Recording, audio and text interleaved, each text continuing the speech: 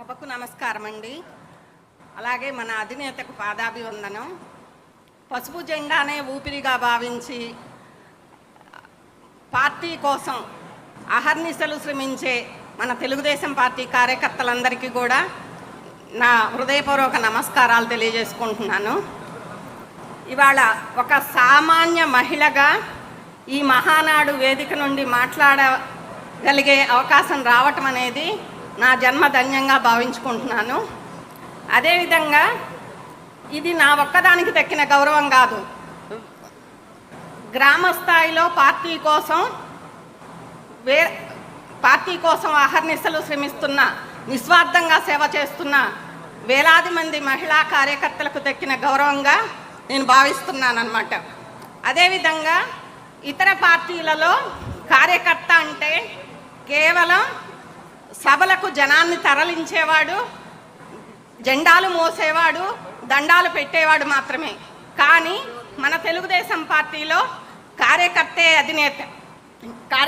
అధినేత. అవును, నందమూరి తారక రామారావు గారి కాలం నుండి నేటి మన చంద్రబాబు నాయుడు గారి కాలం వరకు కూడా కార్యకర్తే అధినేత. కార్యకర్తల కష్టంతోనే మన తెలుగుదేశం పార్టీ ఇవాళ ఈ స్థితిలో ఉంది. ఎందుకంటే కార్యకర్తని ఒక అవసరానికి, అంటే ఎలక్షన్ టైంలో అవసరానికి వాడుకోవటం కాదు, అతనికి ఆపద వచ్చినప్పుడు గుండెల్లో పెట్టి చూసుకునే పార్టీ మన తెలుగుదేశం పార్టీ. అదేవిధంగా మన నాయకులు నారా చంద్రబాబు నాయుడు గారు మన తెలుగుదేశం పార్టీని ఒక రాజకీయ వేదికగా చూడలేదు, ఒక ఉమ్మడి కుటుంబంలా మనని మలిచారనమాట.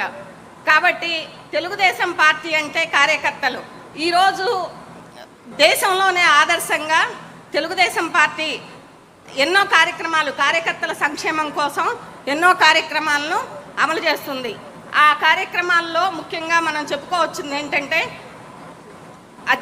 అత్యద్భుతమైన సంక్షేమ కార్యక్రమాలు, కార్యకర్త కుటుంబం ఆపదలో ఉంటే ఆదుకోవటం, అదేవిధంగా ఒక కుటుంబానికి కష్టం, ఒక కుటుంబంలో అనారోగ్యం వస్తే అండగా నిలబడటం, అదేవిధంగా ఒక ప్రమాదం జరిగితే బీమా రూపంలో భరోసా కల్పించటం, పిల్లలకు చదువుల రూపంలో చదువులకు సహకారం అందించటం, ఈ విధంగా అనేక సంక్షేమ కార్యక్రమాలను అమలు చేయటం జరుగుతుంది. అదేవిధంగా మన రాష్ట్రంలో ఇంతకు ముందెన్నడూ లేని విధంగా యువతకు, మహిళలకు అనేక అవకాశాలు కల్పిస్తూ వాళ్ళల్లో ఒక కొత్త నమ్మకాన్ని కలగజేస్తూ మన యువకేరటం నారా లోకేష్ గారు అనేక కార్యక్రమాలని రూపొందించడం జరిగింది. అదేవిధంగా సాధారణ కుటుంబాల నుంచి, గ్రామ స్థాయి నుంచి వచ్చిన యువతను గుర్తించి వారికి ఉద్యోగ ఉపాధి అవకాశాలు కల్పిస్తూ వారికి మీకు నేనున్నాను అనే భరోసాను కలిగిస్తున్నటువంటి మన నాయకుడు నారా లోకేష్ గారు. అదేవిధంగా కార్యకర్తలు ఈ వేదిక నుంచి, ఈ మహానాడు వేదిక నుంచి నేను ఒక చిన్న విజ్ఞప్తిని చేయదలుచుకున్నాను. అదేంటంటే జెండా మోసేది ఒక కార్యకర్త అయినా అతని వెనుక ఒక కుటుంబం ఉంటుంది, ఒక కుటుంబం అనేది ఉంటుంది, ఒక అమ్మ త్యాగం అనేది ఉంటుంది, అదేవిధంగా పిల్లల భవిష్యత్తు అనేది ఉంటుంది. కాబట్టి వారికి ముఖ్యంగా ప్రత్యేకించి మనం మహిళలకు ఆరోగ్య భద్రత, తర్వాత ఏంటంటే అత్యవసర నిధి అనేది కల్పించాలి. కుటుంబాల్లో మేమున్నామనే భరోసాని కల్పించాలి. ఎందుకంటే దీన్ని ఎందుకు ఇలా చెప్తున్నాను అంటే, నేను 2014 నుంచి 19 ఆ సంవత్సరాల్లో ఆర్థిక పరంగా నేను చాలా ఇబ్బందులు పడ్డాను. ఒక కార్యకర్తగా ఇబ్బందులు పడ్డ టైంలో నాకు పార్టీ నుంచి సహకారం అనేది అందింది.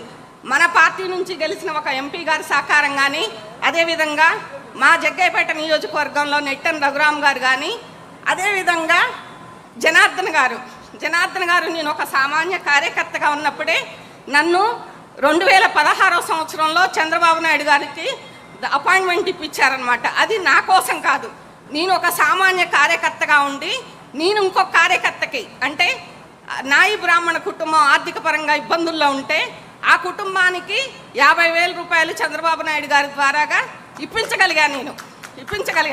కాబట్టి ఏంటంటే ఇక్కడ కార్యకర్త అనే వ్యక్తి తలుచుకుంటే సామాన్య కార్యకర్త అయినా కూడా అధినేతను కలుసుకోవటానికి మనకి ఎటువంటి ఇబ్బందులు ఉండవు. దానికి ప్రత్యక్ష ఉదాహరణ నేనే.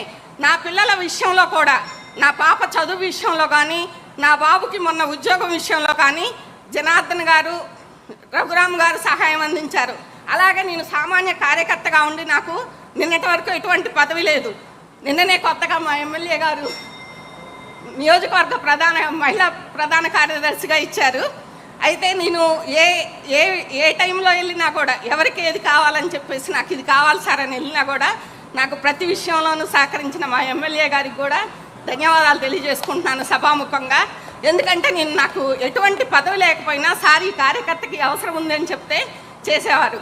కాబట్టి కార్యకర్తని అన్ని విషయాల్లో కూడా, ఎందుకంటే మన తెలుగుదేశం పార్టీకి కార్యకర్తే అధినేత అని చెప్పుకుంటున్నాం కాబట్టి తప్పనిసరిగా ఇంకా మరిన్ని సంక్షేమ కార్యక్రమాలు అనేవి అమలు చేయాలని మనస్ఫూర్తిగా కోరుకుంటున్నాను. అలాగే కార్యకర్తే అధినేతగా ఉన్నప్పుడు, చిన్న మాట, కార్యకర్త అధినేతగా ఉండి పార్టీకి సేవ చేసి అతన్ని గుండెల్లో పెట్టుకున్నంతకాలం మన తెలుగుదేశం పార్టీని ఎవరూ ఏమీ చేయలేరు.